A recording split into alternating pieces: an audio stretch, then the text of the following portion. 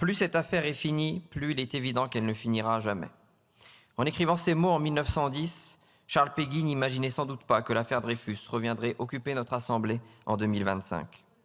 Et certains de nos compatriotes s'interrogeront sans doute sur ce débat aux échos anachroniques, que d'aucuns accuseront d'être dicté par des arrière-pensées, que d'autres trouveront à contretemps des urgences. Pourtant, la cause étant grande, les arrière-pensées éventuelles ne méritent pas qu'on s'y attarde. Et la cause étant juste, elle ne saurait être à contretemps, car la France ne perd jamais son temps à se souvenir. Une nation sans mémoire est en effet une nation sans avenir. Et s'ils peuvent paraître parfois déroutants, les gestes mémoriels sont essentiels pour que la mémoire demeure vivante, pour qu'elle ne se dégrade pas en politique de circonstance, mais demeure une mystique.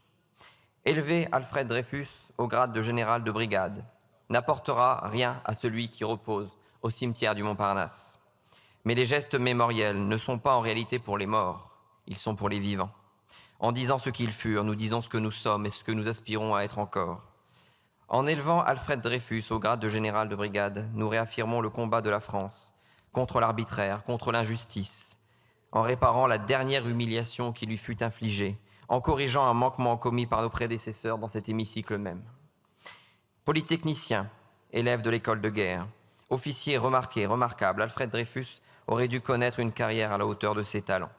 Mais en 1894, une indigne conspiration vint briser son épée, car il fallait trouver un traître.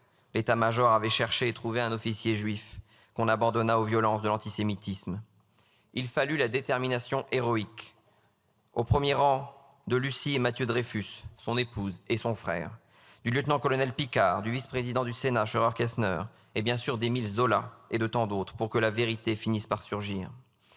De la détermination, il en fallut également à Alfred Dreyfus lui-même, pour survivre à 5 années de martyre sur l'île du Diable, cet infernal rocher, sur lequel il refusa de mourir coupable d'un crime qu'il n'avait pas commis.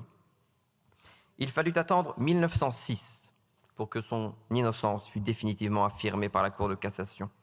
Le lendemain, 13 juillet, la Chambre des députés et le Sénat le réintégraient dans l'armée.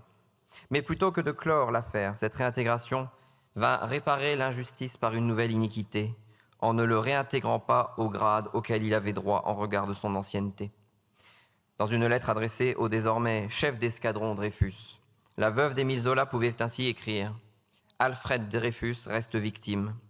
Après la preuve de son innocence, preuve irréfutable, demeure un crime à son actif, qui sera la stupéfaction dans les temps futurs. » La proposition de loi dont nous sommes saisis aujourd'hui vient réparer cette injustice et répondre à cette stupéfaction. Faute d'avoir obtenu gain de cause, Alfred Dreyfus s'était retiré de l'armée en 1907. Rappelé aux armes par la Grande Guerre, il obtint par le feu ce qu'on lui avait refusé par la loi et devint lieutenant-colonel en 1918. S'il avait été équitablement réintégré, sa carrière se serait achevée au grade de général de brigade, au sein d'une armée à laquelle il était resté fidèle malgré les épreuves subies.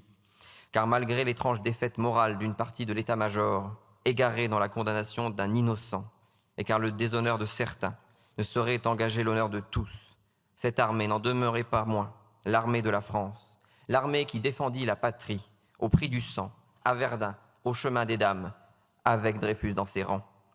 Le groupe UDR votera donc en faveur de la reconstitution posthume de la carrière militaire d'Alfred Dreyfus, réparation mémorielle que notre président Éric Ciotti avait lui-même proposée en 2019 et en 2023.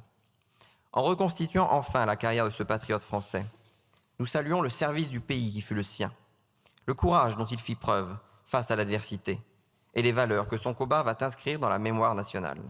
Un combat pour la justice, le droit et la liberté, mais un combat également contre les horreurs de l'antisémitisme, qui doit nous inspirer aujourd'hui encore, alors que l'antisémitisme relève résolument la tête, porté non plus par les épigones de Drummond ou de Maurras, mais par l'islamisme politique. Le véritable hommage à Alfred Dreyfus ne résidera jamais, ni dans un grade, ni dans une statue, mais dans une mémoire vivante, nous portant à ne jamais tolérer ni les brutalités de l'arbitraire, ni les violences de l'intolérance.